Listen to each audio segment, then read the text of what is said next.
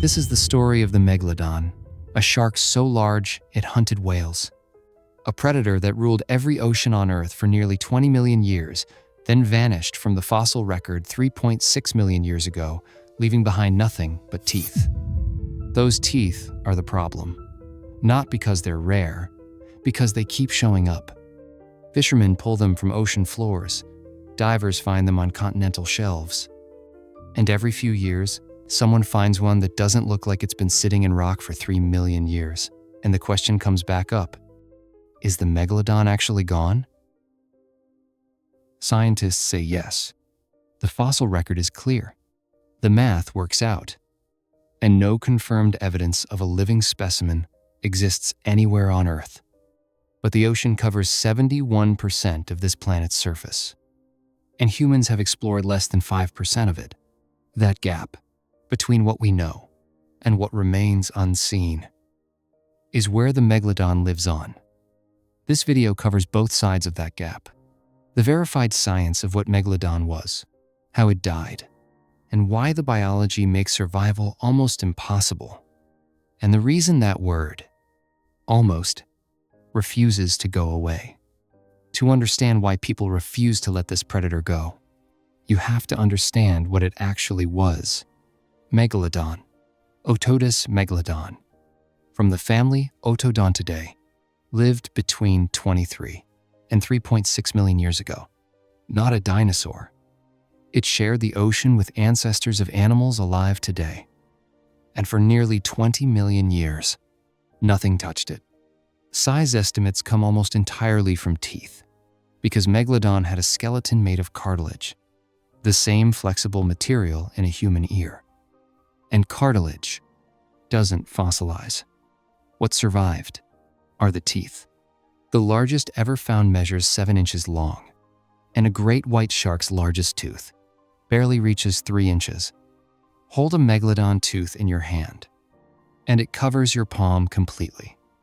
From those teeth, scientists calculated a body between 50 and 60 feet long, though recent vertebrae-based studies push that upper estimate closer to 80 feet. Its jaw ran 9 to 11 feet wide, lined with 276 teeth in 5 rows. Bite force reached somewhere between 10 and 18 tons, exceeding 100,000 newtons, and a great white bites at 1.7 tons. Megalodon didn't bite prey. It processed it. A 2023 study, published in the Proceedings of the National Academy of Sciences, confirmed something else. Megalodon ran warm-blooded. It generated internal heat, moved faster than any modern shark, and hunted in cold, deep water that other predators avoided entirely. That warm-bloodedness gave it access to every ocean on Earth. And as we'll see, it may have also helped kill it. 3.6 million years ago, the most powerful predator in ocean history dropped off the record. A 2019 study by Bosnecker and colleagues placed its extinction near the early-late Pliocene boundary, around 3.6 million years ago. Several things went wrong at once, and none of them alone would have been enough. The oceans changed first. Around 3 million years ago, the Central American Seaway separating North and South America closed. Ocean circulation shifted, and water temperatures dropped across key regions. The warm, shallow coastal environments where Megalodon hunted and may have used as nursery areas started shrinking. The food went with them. Large baleen whales, particularly cetatheriid species, were Megalodon's primary target. And as ocean conditions restructured, those whale populations shifted too. The specific species Megalodon depended on became harder to find and harder to run down. That's when competition arrived. The modern great white shark and early killer whales were both expanding their range during this same window. Smaller, faster, built for a changing ocean. They weren't fighting Megalodon directly, but they were taking from the same shrinking food supply. And the warm-bloodedness that made Megalodon dominant became the thing that finished it. Keeping that internal heat running required enormous, constant amounts of food. A cold-blooded predator could slow its metabolism and wait out lean periods. Megalodon had no such option. It needed to keep eating, at scale, without interruption, and the ocean had stopped cooperating.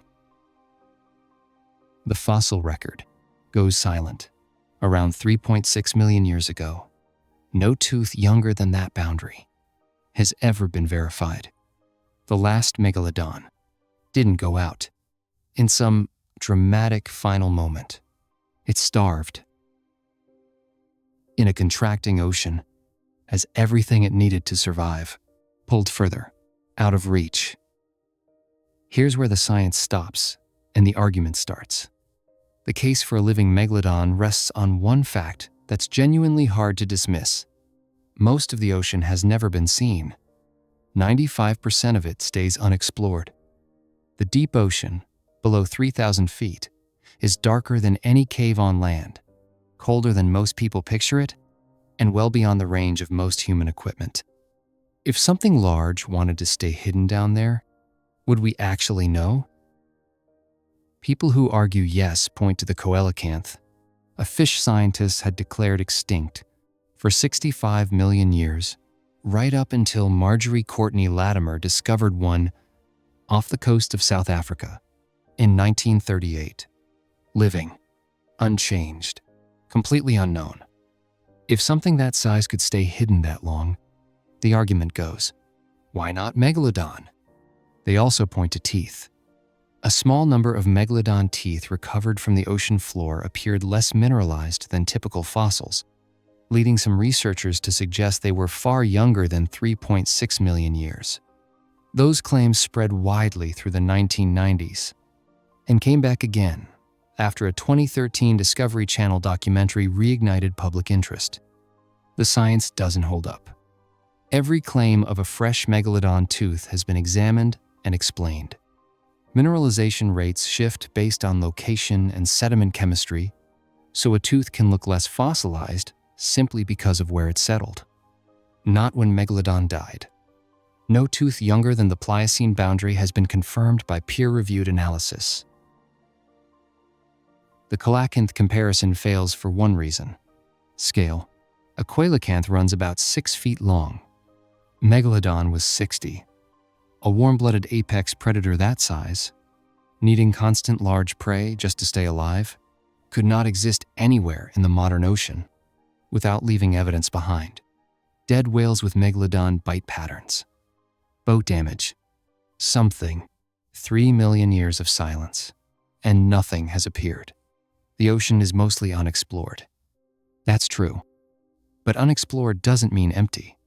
And for a predator the size of Megalodon, hiding was never really a realistic option. So, is Megalodon still out there? No. The science is clear. The fossil record is solid enough, and the biology makes survival in any modern ocean impossible. A warm-blooded apex predator that size can't go undetected. It would leave marks. We would know. But here's what's actually true. Megalodon doesn't need to be alive to matter. It ran these oceans for 20 million years, 10 times longer than modern humans have been on this planet. Every large marine animal alive today was shaped by it. Whales developed the migration routes and deep-diving behaviors they still use now, partly in response to a predator that's been gone for millions of years. The ocean we swim in today was built, in part, around Megalodon's absence. The teeth keep washing up on beaches. Children find them. Scientists study them.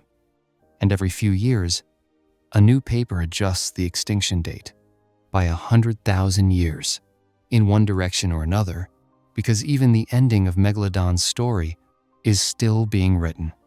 Most of the ocean is dark, cold, and unknown. Humans have mapped more of Mars than the ocean floor. That's not a reason to believe Megalodon survived, but it is a reason to stay curious about what did survive down there and what we haven't found yet.